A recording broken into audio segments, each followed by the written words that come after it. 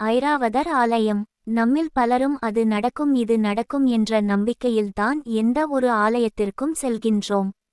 ஆனால் அங்கு அந்த ஆலயம் எப்படி வந்தது, அதன் மகத்துவம் என்ன என்பதை தெரிந்து கொள்வதில் ஆர்வம் காட்டுவதில்லை. ஒரு ஆலயத்துக்குச் சென்றால் அதன் தலவரலாற்றை தெரிந்து கொண்டு வழிபடுவதின் மூலம் நம்பிக்கைகள் இன்னமும் ஆழமாக பதியும். அதன் விளைவாக எழுந்ததே இந்த சுருக்கமான தல வரலாறு. கும்பகோணத்தில் இருந்து 3 கிலோ தொலைவில் உள்ளதே தரசுராம் என்ற சிறிய தாலுகா. அந்த சிறிய ஊரில் உள்ளது ஐராவதம் என்ற ஆலயம். இந்திரனின் ஐராவதம் அதாவது யானை இந்த ஆலயத்தில் வந்து சிவனை வழிபட்டு தமக்கு துர்வாச முனிவரினால் ஏற்பட்ட சாபத்தை போக்கிக் கொண்டதாம். துர்வாச முனிவரின் சாபத்தினால் அதன் வெண்மையான நிறமே வேறு பிராணி போல மாறிவிட தனக்கு தன்னுடைய உண்மையான நிறம் மீண்டும் கிடைக்க வேண்டும் என இங்கு வந்து பிரார்த்தனை செய்து சாபத்தை விலக்கிக் கொண்டு தன் பழைய நிறத்தை அடைந்ததாம்.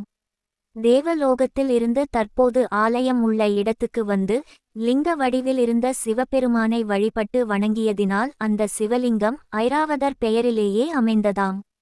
அது மட்டும் அல்ல, யமதர்மராஜர் ஒரு ரிஷியின் சாபம் பெற்றார். அதன் விளைவாக அவருடைய உடம்பு முழுவதும் நெருப்பு போல எரிய துவங்க அவர் ஐராவதத்தின் ஆலோசனையின் பேரில் இந்த ஆலயத்திற்கு வந்து அங்குள்ள குளத்தில் முழுகி குளித்தவுடன் அந்த எரிச்சல் நின்றதாம். ஆலயம் 12ஆம் நூற்றாண்டைச் சேர்ந்த சோழர்கள் காலத்தைச் சேர்ந்தது. அந்த ஆலயத்தில் கரிகால சோழனும் மற்ற சோழ அரசர்களும் வந்து சிவபூஜை செய்து வழிபட்டனராம். காவிரி ஆற்றில் இருந்து வரும் தண்ணீரினால் நிரப்பப்படும் ஆலய குளத்தில் நீராடினால் சர்வ தோஷங்களும் ரோக சம்பந்தமான நோய்கள் தீரும் எனவும் மரண பயம் மனதை விட்டு விலகும் எனவும் பண்டிதர்கள் கூறுகின்றனர்.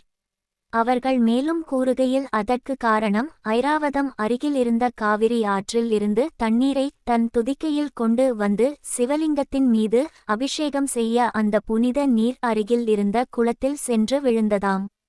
அங்குதான் யமதீர்த்தம் எனப்படும் குளம் தற்போது உள்ளதாம். இது நம்பிக்கையில் வந்துள்ள கிராமிய கதையாகவே இருக்க வேண்டும். ஏன் எனில் கல்வெட்டுகளில் அத்தகைய விவரங்கள் காணப்படவில்லை. ஆனால் அற்புதமான கலையழகில் கட்டப்பட்டு உள்ள ஆலயம் காரணம் இன்றி அத்தனை நேர்த்தியாக கட்டப்பட்டு இருக்க முடியாது. ஆலயத்தில் பார்வதி தேவி பெரியநாயகி அம்மன் என்ற பெயரில் தனி சன்னதியில் காட்சி தருகிறார்.